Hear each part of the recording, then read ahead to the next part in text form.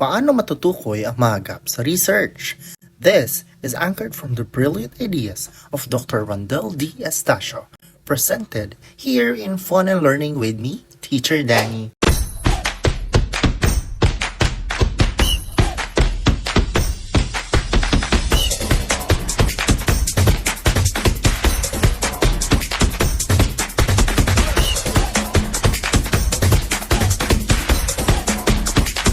Hi, I'm Teacher Danny and welcome to my vlog. Paano nga ba ma-identify ang mga research gaps? Tandaan, kailangan mo matukoy ang research gap bago ka maka-formulate ng statement of the problem. Bakit?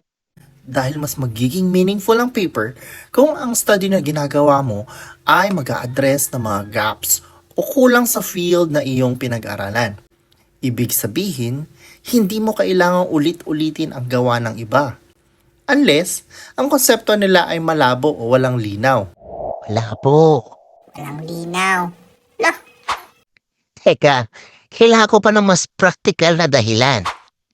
Madalas, hindi ma-accept ang paper kasi kulang sa dahilan kung bakit kailangan gawin o i-conduct ang study.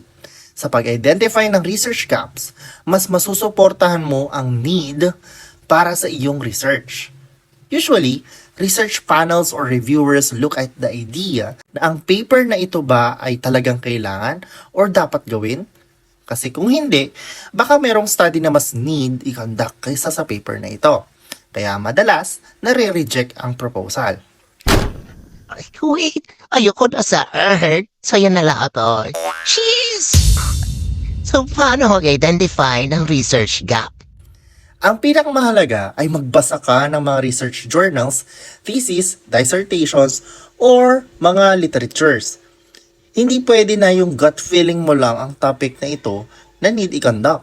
Dapat supported ng mga evidences.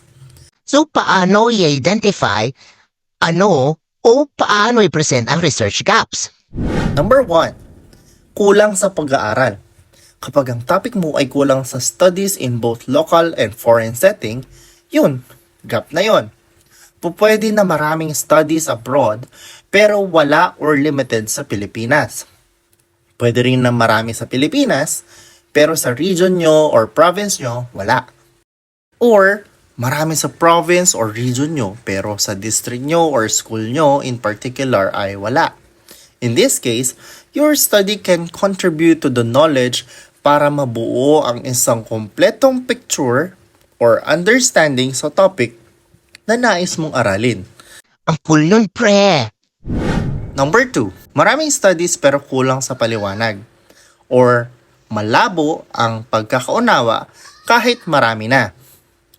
Pwede maging gap yan kasi kahit maraming nag-aaral, baka mali ang methodology. Kulang sa sample. Baka mali ang mga variables na ginamit o pinag-aralan.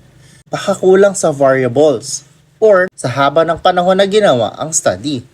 These are the factors kung bakit malabo pa rin ang pagkakaunawa sa isang topic kahit na marami ang nag-aral na dito.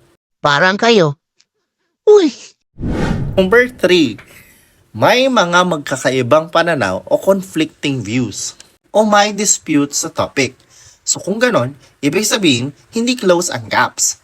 Sa isang topic kasi, may mga magkakaibang pananaw o magkakaiba ng opinion or pag-present. So, ito rin ay isang uri ng gap. Di ba nga, we wanted a complete picture.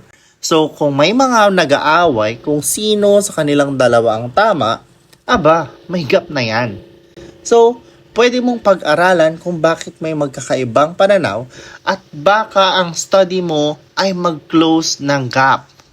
Magagawa mo ito kung babasahin mo ang mga studies at literature na related sa topic na gusto mo. Madaming studies at literatures ha. At mula dito, makakabuo ka ng statement of the problem mo na worthwhile pag-aralan, sagutin at i-present. I-present mo sila sa iyong introduction part or rationale. Mga words na pwede mong gamitin ay There are few local studies that focus on. This variable is not included in the reviewed studies, but this is important because The concept about this is not sufficiently clear. There are numerous studies conducted in this level. However, fewer to none conducted a study on this level. Mga ganyan. Then support it by studies na nagre-recommend na pag-aralan mo ang ganito, ganyan. Kasi, like, Studying this variable is important because according to XYZ 2023, this variable helps in understanding the complete idea about. so sa pag-identify ng gaps, mahalaga din na basahin mo ang mga research conclusions and recommendations Bakit na naman? para mas mapadali mong paggawa ng paper mo, hindi mapapadali ang buhay mo. Hanggang sa muli, don't forget to like, comment, and share. Bye-bye!